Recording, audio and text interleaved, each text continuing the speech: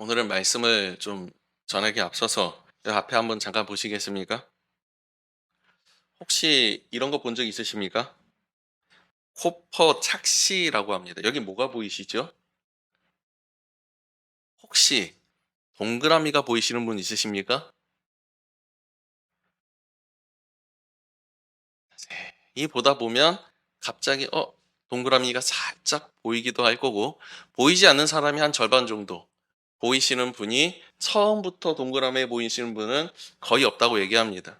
그리고 뭐 네모나 선만 보이다가 중간쯤 보면 갑자기 동그라미가 보이기 시작하는데, 어딘지 못 찾으시는 분을 위해서 요런 부분들입니다. 주변에 더 있어요. 주변에 더 있습니다. 근데 요걸 보여드려도 안 보이시는 분들이 있어요. 예. 이게 무슨 착시라고요? 코퍼 착시입니다. 같은 것을 봅니다. 같은 것을 보는데 다르게 보여지는 거고, 또 그리고 나의 살아왔던 삶이나 환경에 따라서 내가 보고 내가 인식하는 게 달라진다라는 겁니다. 일반적으로 보편적으로 이렇다고 이야기를 합니다. 한 시골에서 좀 오래 자라시는 분들, 시골에서 생활을 하시는 분들이 보면 원만 보이시는 분들이 있다고 얘기해요. 선과, 그리고 이제 네모, 이게 사각형은 보이지 않는다고 얘기를 합니다. 그리고 도시 쪽에 많이 사시는 분들은 사각이 먼저 보인다고 얘기를 해요. 그러다가 중간중간에 동그라미 보이다가 사각이 보이시는 분이 있고, 사각이 보이다가 동그라미가 보이시는 분들이 있고, 하나도 안 보이시는 분들이 있어요. 그러니까 딱 처음 봤던 것만 보이시는 분들이 있다고 이야기를 합니다. 여러분, 종종 제가 이런 말씀을 많이 드렸습니다. 코끼리를 장님이 만져보면 서로가 다 다르게 느껴지고 다르게 이야기를 해요. 우리는 같은 것을 보지만 분명 같은 것을 보고 있어요. 근데 보이는 것이 다릅니다. 같은 것을 우리가 말을 합니다. 하지만 말의 의미가 다를 때도 있고, 같은 것을 듣습니다. 그런데 다른 것을 우리는 서로가 다른 걸 알아듣기 시작한다라는 거예요. 다른 걸 받아들인다라는 거예요. 여러분, 어떻습니까? 우리 안에 때로는 환란이 오고 핍박이 와요. 오는데 그 안에서도 우리는, 어떤 사람들은 똑같은 상황 가운데 감사하시는 분이 있고, 똑같은 상황 가운데 원망하시는 분들이 있을 겁니다. 암 말기 환자가 있었습니다. 암 말기 환자라면 진짜 심한 고통과 아픔이 있을 겁니다. 그 고통 가운데서 어떤 이들은 똑같은 암 말기인데 똑같은 고통 가운데 있는데 하나님께 원망합니다. 하나님, 어쩜 나에게 이러실 수 있습니까? 내가 지금까지 어떻게 살아왔는데. 어떤 분들이 이렇게 합니다. 감사합니다. 하나님, 감사합니다. 여러분들 어떤 선택을 하시겠습니까? 우리는 보통 감사하겠다라고 이야기를 합니다. 그런데 그 감사의 제목까지도 다 다릅니다. 다를 수밖에 없다라는 거예요. 여러분, 생각해 보십시오. 내가 암 말기를 걸려서 이제 시한부 인생입니다. 무엇을 감사하시겠습니까? 감사해야 한다는 건 너무나도 잘 알고 있고, 그렇게 들어왔고, 그런 간증도 많이 들어왔어요. 주변에 수많은 사람들이 그렇게 하시는 신앙의 선조들도 많이 보았다라는 거예요. 무엇을 감사하시겠습니까? 한 5초 드리겠습니다. 여러분들이 감사할 수 있는 거 한번 생각해 보십시오. 내가 시한부예요. 이제 6개월 안에 죽어요. 내 자녀들, 내 손주들 다 놓고 내가 떠나가야 돼요. 생각해 보셨습니까? 한 아이가, 초등학생 아이입니다. 초등학생 아이가 암 말기에 걸려서 이제 6개월 뒤에 죽게 되었어요. 매일같이 고통 가운데, 밤마다 고통 가운데 몸부림치고 있는 아이입니다. 그 아이가 함께 한 부모님과 이야기를 하고 있었던 것 같아요. 아버지랑 이야기를 하는데, 하나님이 원망스럽지 않니? 라고 물어봐요. 원망스럽지 않대요. 하나님께서 모든 것을 허락하시는, 너에게 암을 허락하신 것도 하나님이실 텐데 하나님이 원망스럽지 않니? 아니요, 저는 감사해요. 무엇이 감사하니? 이 아이가 감사했던 감사의 제목이 뭔지 아십니까? 제게 동생이 여럿이 있는데 하나님의 동생들에게 아니라 저에게 암을 주셔서 감사해요. 동생들이 아프지 않고 내가 아파서 감사해요. 여러분, 저는 생각도 못했어요. 무엇이 감사할까? 여러분, 우리는 감사한다고 이야기하지만 이 감사의 내용까지도 우리는 서로가 다 다르다라는 거예요. 여러분, 저는 계속해서 성령에 대해서 말씀을 나누고 있습니다. 그런데 성령 임하시는 성령 강림 오순절날 임하셨던 그 성령 강림 주일과, 그리고 계속해서 강조하고 있는 내용이 한 가지가 있습니다. 그게 무엇인지 아십니까?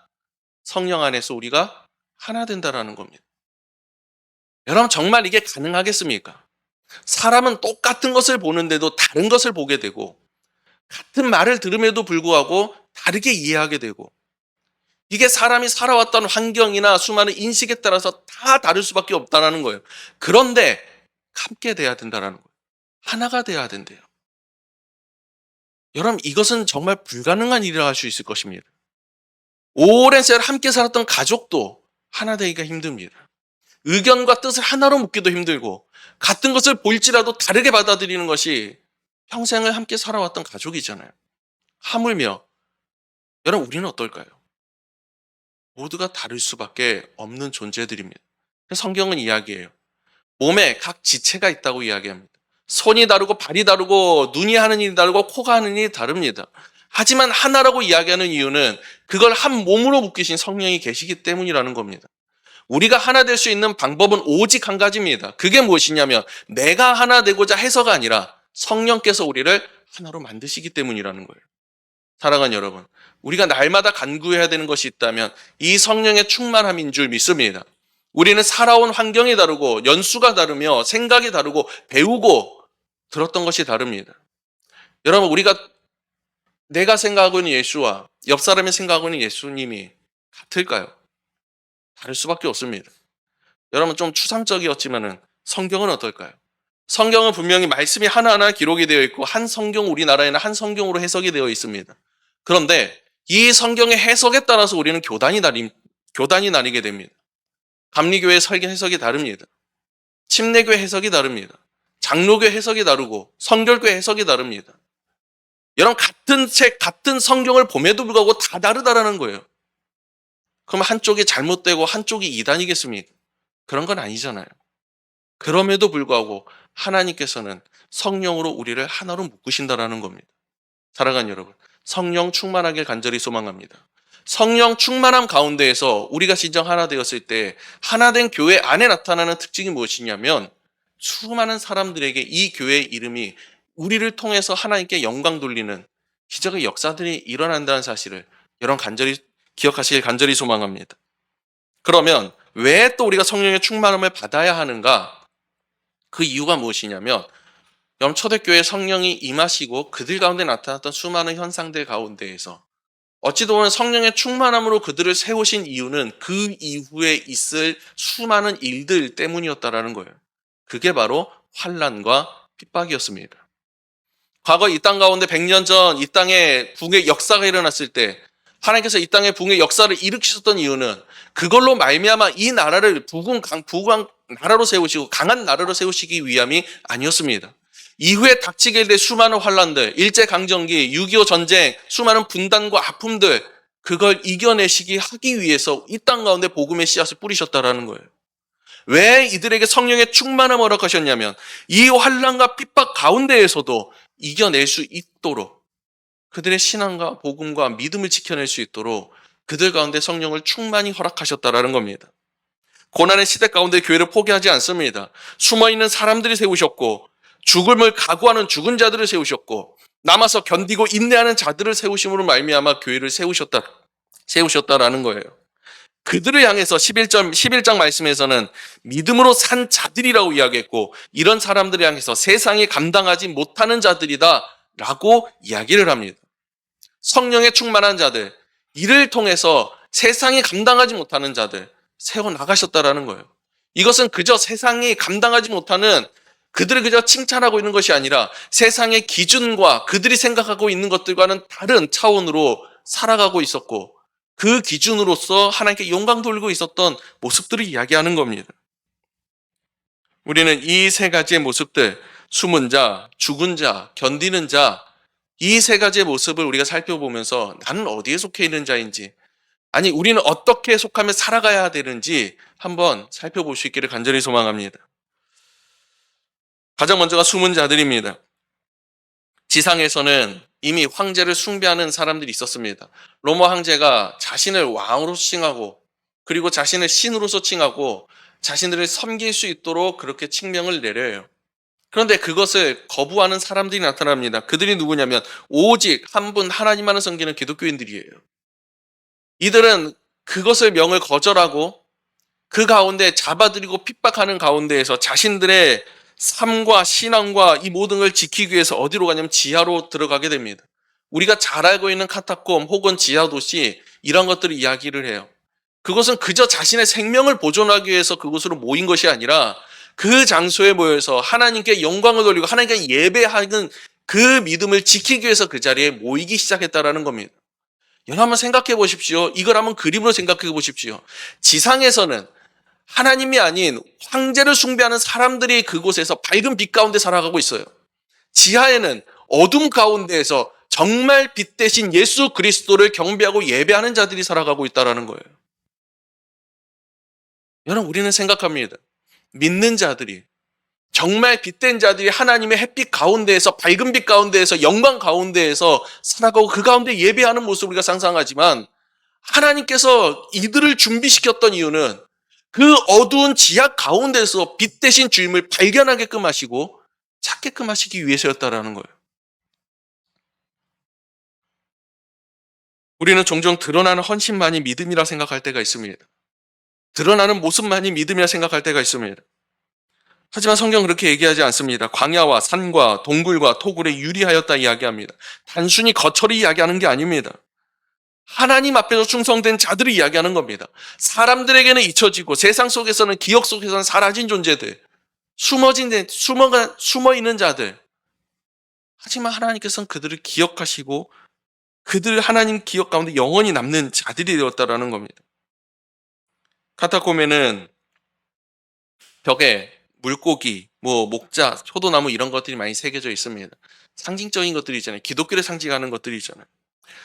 여러분 카타콤이라는 것이 지하 무덤입니다. 무덤이라는 것은 죽음의 장소입니다. 생명의 장소가 아니라 죽음의 장소라는 거예요. 그 죽음의 장소에 모여서 생명의 씨앗을 품고 복음의 씨앗을 품고 생명을 위해서 기도하고 헌신하고 있는 자들. 그 가운데 하나님께 예배하고 있는 자들. 거기서 자녀들이 복음을 듣습니다. 거기서 젊은이들이 헌신하며 서원하는 자들이 생겨납니다. 죽음을 앞에 둔 자들이 성찬을 받고 그 앞에서 세례를 받고 그 지하는 생명이 끊어진 것이 아니라 오히려 생명이 말씀처럼 말씀의 숨결이 이어지고 있던 장소가 아니었냐라는 거예요. 여러분 이 숨은 자들이 단지 로마 시대에만 있느냐? 그렇지 않습니다. 오늘날에도 많이 있어요. 북한 지하교회를 우리가 대표적으로 이야기할 수 있죠. 그들은 찬송가 소리가 밖으로 행여라도 들려나갈까 봐 그 소리로 입으로 밖으로 내지 못하고 그저 기도하는 예전에 기도 소리를 들은 적이 있어요. 녹음해 오신 거를. 큰 소리로 기도하지도 못해요. 아버지, 아버지 이러면서 기도하는 그 기도 소리. 그뿐이겠습니까? 수많은 선교지에서 복음을 전하고 핍박을 당하고 있으며 그 가운데에서 헌신하고 계시는 분들. 여러분 그걸 통해서 복음의 씨앗이 계속해서 뿌려지고 있다는 거예요. 여러분 우리 교회는 때로는 드러난 자리에서 신실함만을 우리가 찾으려 할 때도 참 많이 있습니다. 어두운 골방, 고백의 자리, 아무도 보이지 않는 눈물, 그 무릎, 그것 위에 우리 교회가 세워졌다는 사실, 이 한국 교회가 세워졌다는 사실을 여러분 기억하시길 간절히 소망합니다. 하나님께서는 그들을 보호하시고 그들을 사용하시고 그들은 숨어있는 자들이었지만 하나님께서 계시하고 예비된 세상이 감당하지 못할 자들이었다라는 거예요. 그리고 오늘도 그 숨은 헌신을 우리에게 요구하시고 그 가운데로 우리를 부르고 계십니다. 그들만 있었느냐? 그렇지 않습니다. 죽은 자들이 있었습니다. 히브리서 11장 오늘 우리가 읽었던 말씀 가운데에서 또 다른 모습이 등장합니다. 숨지 않았습니다. 이들은. 숨지 않고 감추지도 않았습니다. 그들은 그저 죽음 앞에 서 있는 자들이 되었습니다. 생명을 내놓는 자들이 되었다라는 거예요. 심한 고문을 받되 구차히 풀려나기를 원하지 아니하였으며 여러분 그들이 풀려날 수 있는 방법이 있었습니다. 그게 무엇이냐면 황제를 숭배하는 겁니다. 내가 이제 하나님을 섬기지 않겠다라고 고백하는 겁니다. 여러분 생각해요. 입술로서 그렇게 얘기하고 내 삶 가운데 하나님을 몰래 섬길 수도 있는 것 아닙니까? 그렇게 생각할 수도 있는데 그들은 그걸 택하지 않았다라는 겁니다. 죽음을 택했다라는 거예요. 돌로 치는 것, 톱으로 켜는 것, 시험 받는 것, 칼로 죽임을 당하는 것, 실제 피 흘림의 장면이었습니다. 목숨으로 새겨진 증언의 장면이었다라는 거예요. 여러분 이들이 죽은 자들 아닙니까? 여러분 죽음은 결코 패배를 이야기하지 않습니다. 더 좋은 부활을 사모하는 자들이었어요. 더 좋은 부활을 사모하는 자들. 더욱이 여러분 이 말씀 있죠. 여자들은 부활을, 오늘 말씀 가운데 여인들은 이런 거에 자기 남편이 나가서 죽임을 당했단 말입니다. 그 가운데 그저 슬퍼만 하는 것이 아니라 부활을 소망하고 부활을 꿈꾸고 있었다라는 거예요. 자신이 죽은 것이 아니라 자신의 가족이 죽음 가운데 있을 때에도 끝까지 드러내면서 끝까지 기뻐하고 있었어요. 감사하고 있었어요. 부활을 소망하고 있었어요. 죽은 자들은 그로 말미암아 더 좋은 부활을 기대하고 있었다라는 거예요. 실제로 이러한 순교의 장면은 로마 시대에 계속해서 일어났어요. 무차별적으로 박해를 받았습니다. 네로 때부터 시작해서 희생양으로 삼았던 그들, 역사학자였던 분이에요. 타키투스라는 한 역사학자.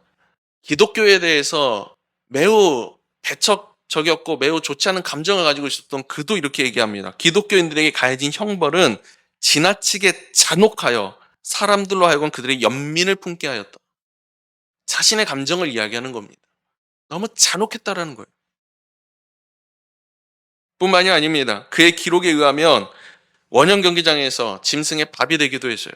십자가에 달려서 화형을 당하기도 하고 처형되기도 하고, 그런데 그 가운데에서 여러분 이러한 장면이 묘사가 되어 있습니다. 무엇이냐면 그 참혹한 장면, 정말로 두렵고 떨리는 그 장면 가운데에서 그들이 찬송을 멈추지 않았다는 거예요. 기도로 생을 마무리했다고 이야기를 해요. 여러분 성령께서 죽음을 앞둔 이에게 마음을 강하게 하시고 지키시고 끝까지 복음의 언어를 그들에게 허락하셨다라는 겁니다. 죽은 자들의 헌신 단순히 종교의 충성이 아니었습니다. 예수는 주님이시다. 예수가 그리스도시다. 라는 그 고백의 하나로 죽음을 택했던 거예요. 한 번 절하면 풀려날 수 있고 한 번 황제의 이름을 부르면 살 수 있었지만 오직 예수의 이름만을 붙들었던 사람, 성령께서 그들 가운데 임재하시고 죽음을 넘어서 담대함을 주셨다라는 거예요. 터툴리아는 이렇게 이야기합니다. 순교자의 피는 교회의 씨앗이다. 여러분 이건 우리가 너무 잘 알고 있지 않습니까? 이 땅에 뿌려졌던 순교자의 피가, 여러분 그것이 씨앗이 되어 열매가 되고 지금 자라나 있는 것 아닙니까? 여러분 우리에게도 주께서 물으십니다. 너는 무엇을 위해서 죽을 수 있느냐? 성경은 지금 우리를 순교자로 부르신다. 아니요, 순교를 할 수 있는 상황은 아닌 것 같아요. 여러분 순교라는 건 이런 겁니다. 자신의 육신과 자신의 생명을 희생하는 겁니다. 우리에게 이 말씀하십니다. 너는 나를 위해서, 교회를 위해서, 하나님을 위해서 무엇을 희생할 수 있느냐? 너는 무엇을 위해서 짓밟힐 수 있고 너는 무엇을 위해서 썩어질 수 있느냐? 여러분 이것이 오늘날 시대의 순교 아니겠습니까? 죽은 자들은 피를 흘렸지만 성령은 그 피를 낭비하지 않으십니다. 오히려 그 피 위에 교회를 세우셨고 그 나라를 흔드셨고 왕들을 흔드셨고, 그리고 그 나라가 이후에 기독교 국가가 되잖아요. 그들만 있었느냐? 그렇지 않았습니다. 남아서 또한 견디는 자들이 있었습니다. 죽는 자들만 있었던 것이 아닙니다. 또 어떤 이들은 조롱과 채찍뿐 아니라 결박과 옥에 갇히는 시련도 받았다고 이야기를 합니다. 궁핍함과 환난과 학대를 받았다라고 이야기합니다. 쉽게 말하면 이들은 자신이 예수를 믿는다라는 이유 하나 때문에 모진 핍박과 고난을 당하고 부모에게 버림을 당하고 자기 형제 자매들에게 손가락질을 받고 자신의 재산이 몰수당하고 집 밖에 내쫓기는 그러한 상황들이 계속해서 나타났다라는 거예요. 그럼에도 불구하고 그들은 숨지 않습니다. 죽지도 않았습니다. 그저 그 자리에 남아서 조롱당하고 묵묵히 견디는 모습을 그들이 보여줍니다. 여러분 이들은 남아서 견디는 자들이었습니다. 감옥에도 갇힙니다. 누명에도 씁니다. 재물도 몰수당합니다. 하지만 그 모든 순간 가운데 예수를 그리스도라고 부인하지 않았다라는 거예요.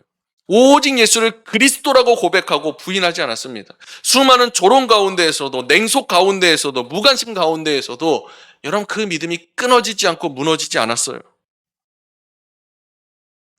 여러분 진짜 승리는 무엇인지 아십니까? 어제와 똑같은 오늘을 살아내는 것이고 오늘과 같은 내일을 살아내는 겁니다. 흔들리지 않고 무너지지 않고 묵묵히 걸어가는 하루하루. 여러분 이것이 승리 아니겠습니까? 나를 넘어뜨리려 가고 나를 무너뜨리려 가고 그런 수많은 악한 세력들 가운데에서 내가 묵묵히 살아갈 수 있는 거, 묵묵히 걸어갈 수 있는 거. 여러분 어찌 그 마음이 아프지 않을 수 있겠습니까? 육신이 어찌 고통스럽지 않을 수 있겠습니까? 그 상황 속에서도 나는 묵묵히 주님을 믿고 걸어가는 것. 여러분 이게 승리 아니겠습니까? 히브리서는 이 모든 사람들을 가르쳐 이렇게 이야기합니다. 이런 사람은 세상의 능히 감당하지 못한다. 세상에 감당하지 못할 믿음의 사람들이다라고 이야기합니다. 세상은 이들이 약하다라고 이야기하지만 하나님께서는 오히려 그들은 세상에 감당하지 못할 강한 자들이라고 이야기하는 겁니다. 숨은 자들, 죽은 자들, 남아서 견디는 자들, 이들을 통해서 하나님께서는 성령께서는 교회를 세우셨고 그 교회를 통해서 세상 가운데 복음이 선포되게 하셨다라는 거예요. 여러분 우리에게 필요한 것은 화려한 고백이 아니라 어찌 보면 단단한 일상 아니겠습니까? 오늘도 이 믿음 놓지 않겠다라는 그 믿음으로 갖고 살아가는 것 아니겠습니까?